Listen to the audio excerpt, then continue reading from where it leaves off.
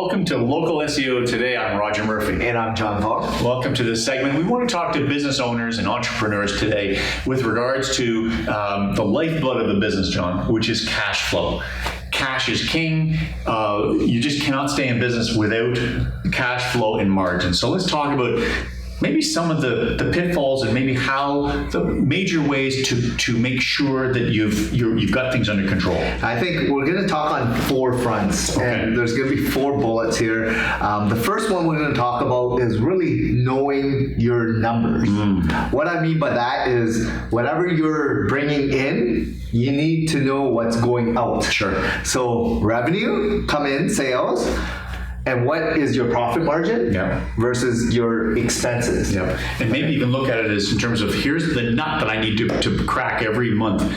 My insurance, whatever subscriptions, cost of goods, etc. Know what it costs to have the door open without earning a penny. That's Running your baseline. baseline. Exactly. Know that number. So do you have a storefront or is it a service-based company? So if it's storefront, what's your rent like? What are the people costing you? What are some of the software and all the equipment that you're using? Is it lease? What are the bills? Insurance, property taxes, hydro, light, heat, whatnot. What does it cost you to run that business? Exactly. Right? So then you can break it down from not a month, but even break it down to the week, or even break it down to the day to say, okay, for me to open the door today, it costs me $1,000 just to have the store open today. It costs $30,000 a month to run this, but it's $1,000 a day. That's your baseline. Know your number. Now you build on that. And how many customers do I need to acquire? What does my revenue look like? How much do I price my product and service so that I can achieve whatever margin that you want? Exactly. Because you also have to remember, whatever margins and revenue you generate, there's taxes that have to be incorporated, right? And are you paying yourself as well? Exactly. Right? So knowing your numbers is so critical for running a successful business owner. A lot of business owners just love doing what they're doing, but they forget or let someone else take care of the bookkeeping and accounting. You need to be in control of your numbers. Exactly. So if you have, if you're not careful, and you say, "Oh, geez, no, I had a great week this week. I did 10,000 in sales. This is fantastic." But guess what? It actually cost $9,500 to have the store or your business open. You need to know that because it will set your mind to, okay, here's my baseline. I am not bringing enough revenue in. I need to hit this target so that after taxes, after margin, after staff, after all the expenses, there's something for me. That's the reason why you're an entrepreneur, you're in business in the first place. Because hopefully what you're trying to do is achieve better monetary rewards than if you were to work for someone else. And I know this is very difficult. It can happen, but I remember I met a client years ago. He was in, I think, the upholstery business, but he said from the day one he opened his business, he was profitable. From the get-go, he knew his numbers. He kept his overheads were low enough. His first customer came in. He was literally in the black from the day one. And that's very few people I've ever met over the years. Most have a debt, $100,000 credit line, or John, they've taken on leases or whatever. Borrowed money. It can be done, but know your numbers. Know your numbers. So the second thing that we want to talk about is know what your billing policies are. Because unless you're a product where someone's gonna buy a physical widget, they pay right then and there, and you know exactly what your margins are, the cost of goods. If you're a service-based company, what is your billing policy for that, right? Do you collect right off the bat, or do you collect within 30 days if you're a larger consumer goods company, et cetera, right? So know what your policies are. Exactly.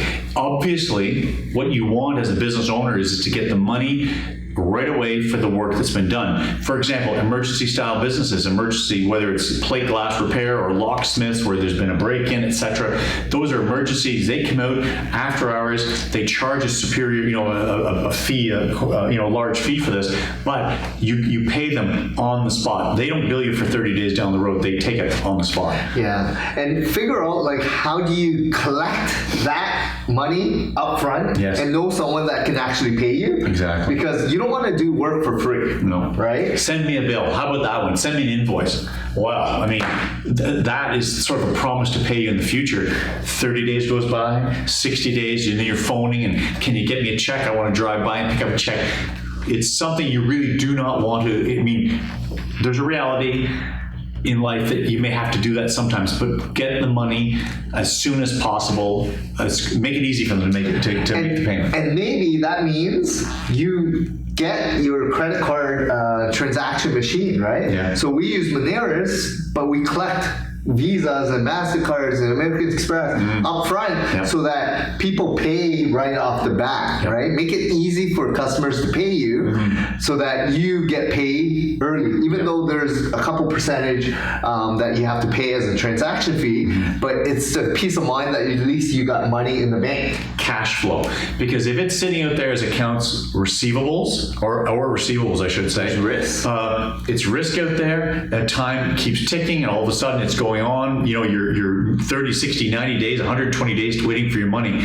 But this Moneris, where it is true, you're giving them a piece of the action, you know, a couple percentage points, but that majority of the money is in your bank account, and that is a tremendous, that's what will make your business succeed, by having that cash flow. That peace of mind as a business owner, right? Yeah. You know exactly how much you have in your bank and how you project paying people throughout that month. Exactly.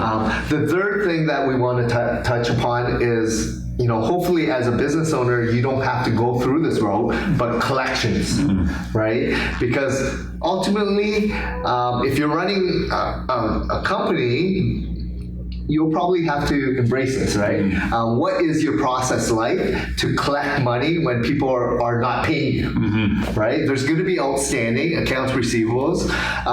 You know, it's preferred people who owe you, but if they're not paying you, that's a challenge, right? Because you know, things happen in life. Exactly. Emergencies happen. Yep. People sell their businesses. There's a lot of things that can happen that probably will happen throughout the years that you're in business. So how do you manage your cash flow when there's people that owe you money? Exactly. And again, it's a reality in business. The larger the companies, it looks good to you to say, hey, I've got this large business that wants me to provide all this work for them, and it could be worth $100,000, $200,000 a year in business to me. But you've got to be so careful, because they'll take your work and you can do all this work for them. But what if you can't get paid? That's a tremendous risk there. So enter into any business arrangement very, very carefully, because you do not want to get stuck in collections and have to go to small claims court, John, or try and put a lien against something. It's just, be smart ahead of time. Set up a system where you've got recurring upfront payment, give them a reason why, but then you protect your cash flow. And I think a lot of business owners are jumping to bigger projects and getting paid a huge amount. Sure. And it's great on the books, and it may be great even for your business to be working with a large company, but understand their policies in terms of payment. That's right. Because ultimately, why are you in business, exactly. right? To get paid so that you can pay your staff and, provide a service that people want, right? But the larger companies have typically a longer payment period, yes, they right?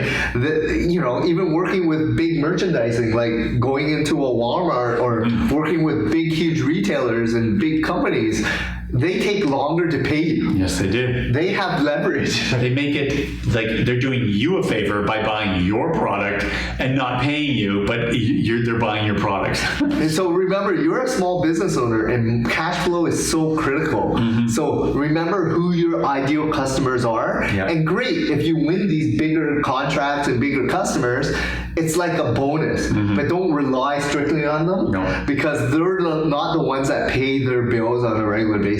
And whether it's an arrangement where you can get a retainer, whether you get some sort of upfront money, but there's a million stories out there, and this is one, John, that I came across. It could have been yesterday, but it was 20 years ago. A client of mine that was a roofing contractor was doing business for one of the builders in Toronto GTA area, roofing, well over $200,000 owing. The builder, I'm going bankrupt tomorrow.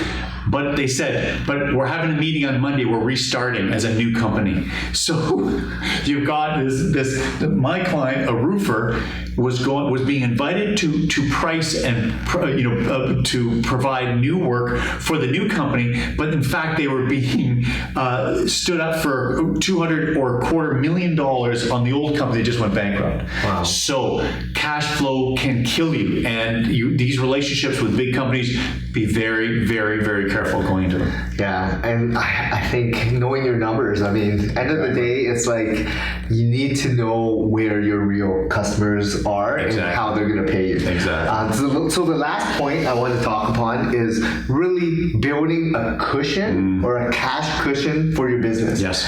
And I know it's challenging when you're starting off, but as you grow and you start expanding and you start growing your business, make sure that you have a kitty or a separate bank account that allows you to, if you start not collecting or your business is slow for a certain amount of months, you have a cushion, right? A fund that allows you to stay in operation, right? And this could be 3 months, 6 months, or even a year, depending on what your industry entails, right? Exactly. Like depending on what your trends are like and what kind of business you're running, right? But a lot of people don't even have a cushion. They're living paycheck to paycheck and month to month, day to day, right? And they might be over leveraging. They're borrowing money and borrowing from not just the bank, but friends and family, and there's so much going on, right?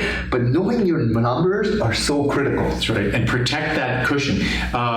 We hear it all the time. It's in the news that the average North American is how many paychecks away from financial ruin. Couple hundred. People are living so close. So as a business owner, make sure you know your numbers, make sure you've got your margin in there, and there's many ways to look at it. They talk about a product. It's not what you sell your product for, it's what you sell it for. It's not what you sell it for, it's what you pay for it. So look for those margins.